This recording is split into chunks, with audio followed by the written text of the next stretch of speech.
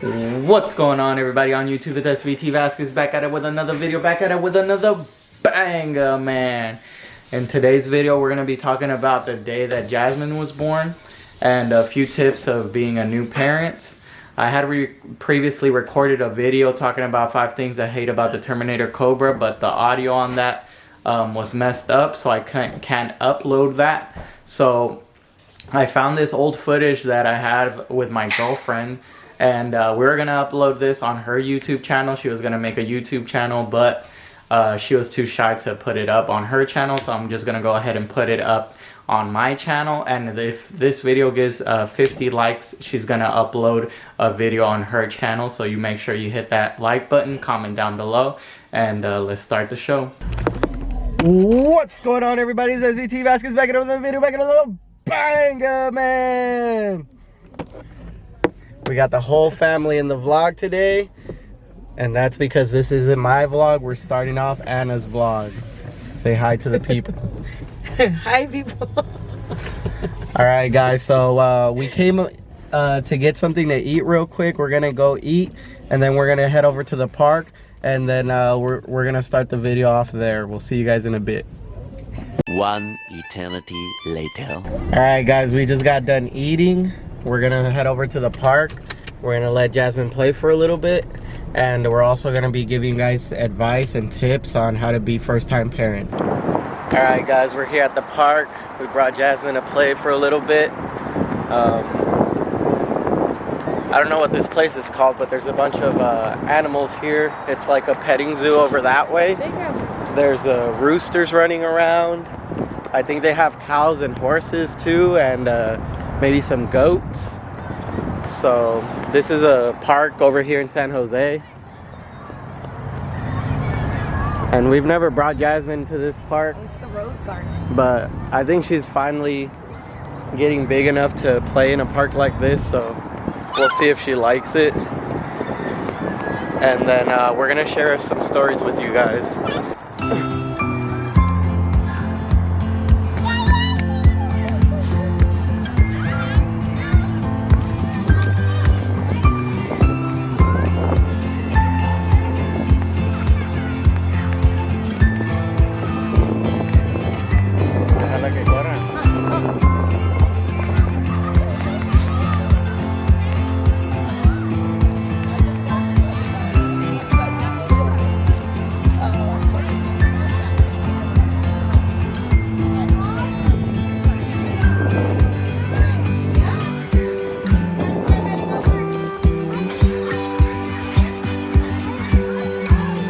Córrele, mamá, córrele.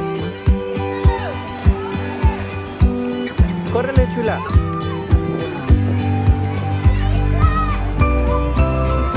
Jasmine. Córrele, mamá, córrele, córrele. Mira.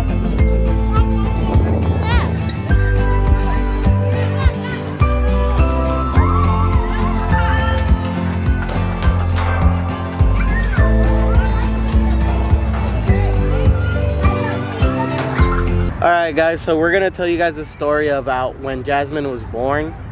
I was still in the military at the time, and she was supposed to be born on the 15th. Yeah. So she was supposed to be born on the 15th, and I requested 5 days out of a vacation so that I could be there for the birth. But she started feeling pains the 9th. Right? In the morning, yeah, 6 in the morning. At 6 in the morning, the 9th. It was when so, you had gotten up. so I was just getting off work. I was working 6 in the afternoon till 6 in the morning in San Diego. She called me in the morning when I got off work, said she was having pains, and my command didn't have an issue. They knew the baby was coming. So if I needed to leave in a moment's notice, I just had to let them know and change my dates around. So what I told her was, I told her, let me know if it's really coming. Wait for like an hour. If the pain gets worse, just go to the hospital. If not, we'll see how it goes. So I'll let her tell you the story of what she felt and what was going on while I wasn't there. I started feeling, so I would ask around my friends like how did contractions feel like, and they would say it felt like period cramps times 10, and that is actually the best way I could describe it is period pains times 10, or period cramps. So I called him at 6 in the morning and I told him like, hey, I think the baby's coming, and he said to wait a little bit. So I waited and I started timing my contractions. I thought that they were Braxton Hicks because my due date wasn't until the 15th and this was on the 9th. So I started timing them. I called the hospital and they said that if I start feeling pain that is 2 minutes close to each other, or contractions that are 2 minutes close to each other, to just go to the hospital.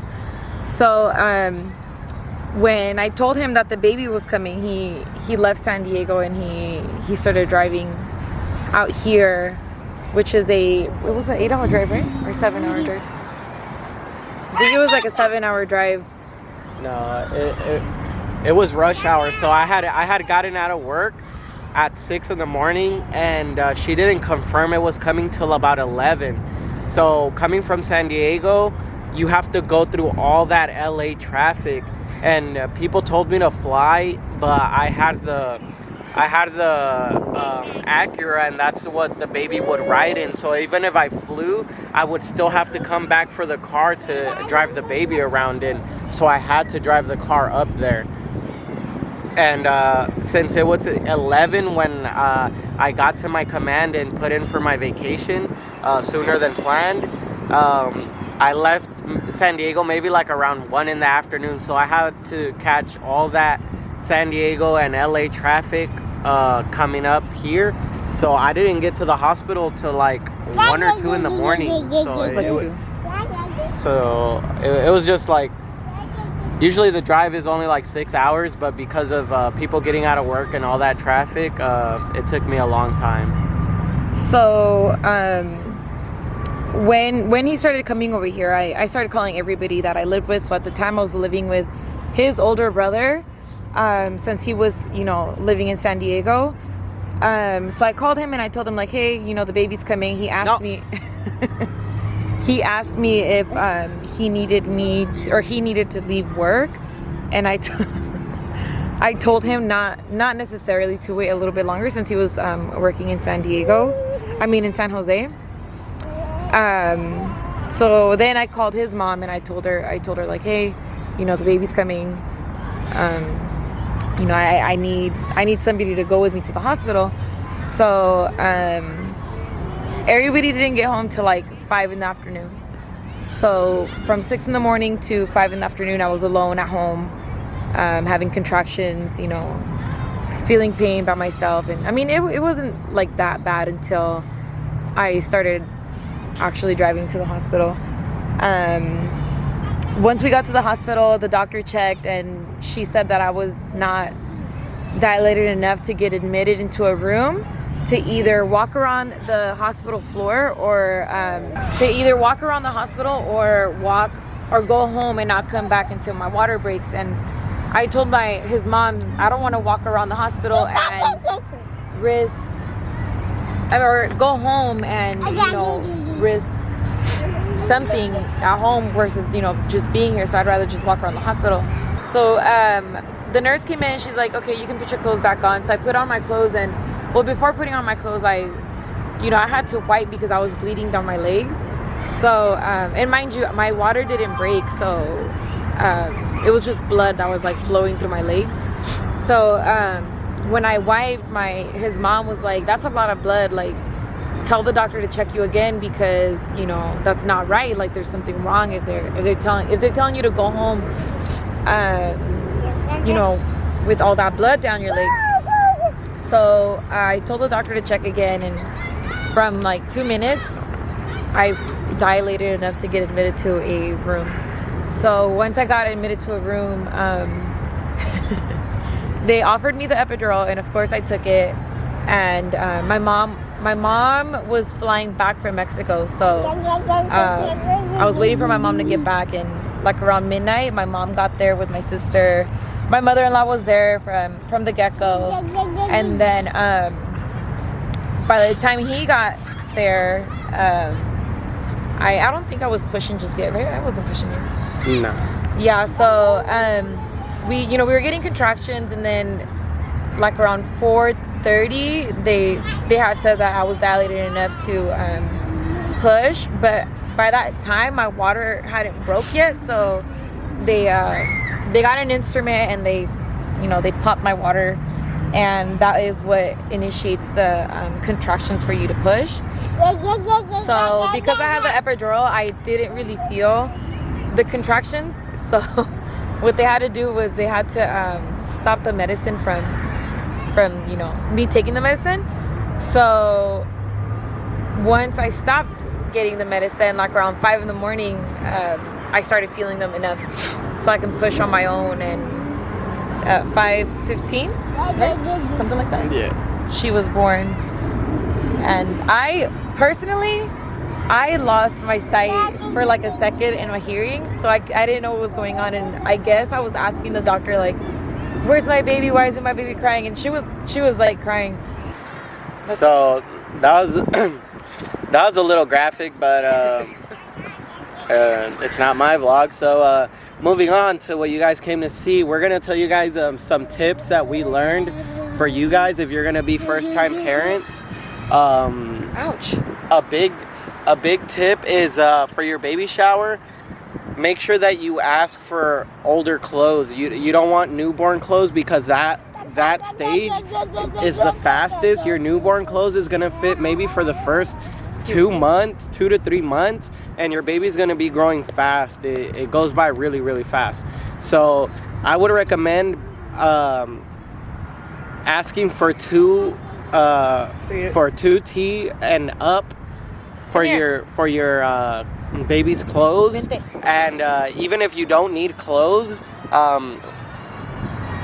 because your clothes is gonna pile up, so you're gonna have a lot of clothes that the baby doesn't wear in time. She or he is gonna grow fast enough to where they can't wear everything, and when it's a newborn baby, they don't go through clothes up fast because they're sleeping all the time. They're not playing, getting dirty and things like that. She was naked most of the time. The only reason that you would really need to change their clothes out is when they poop or pee on it.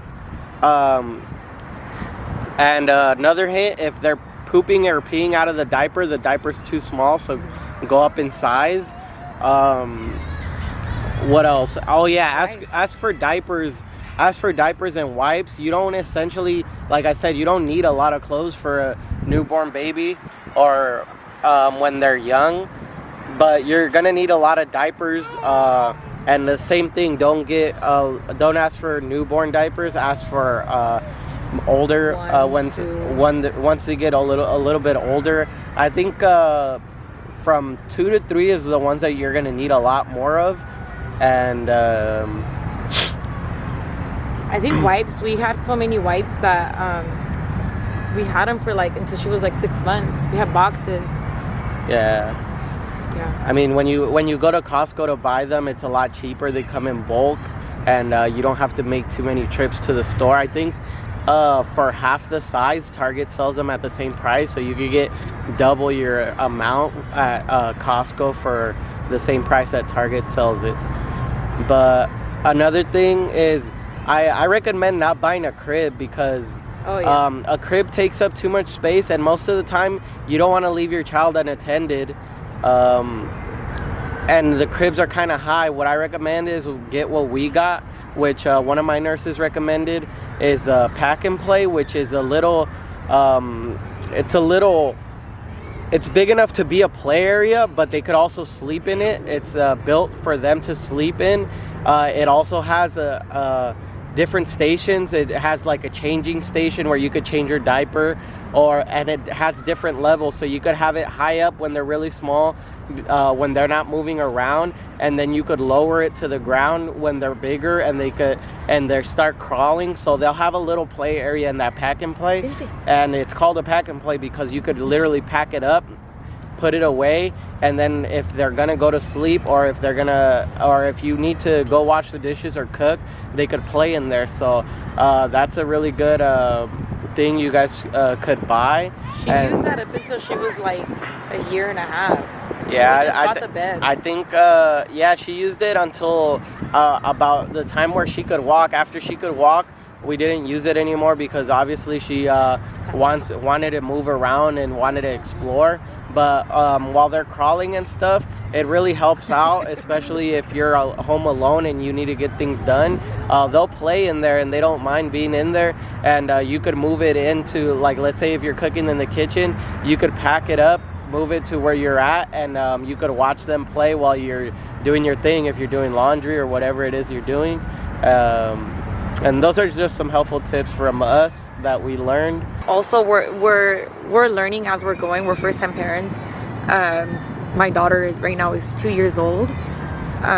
So there is a lot of stuff that that we're gonna learn, that we're learning, and hopefully give you guys advice.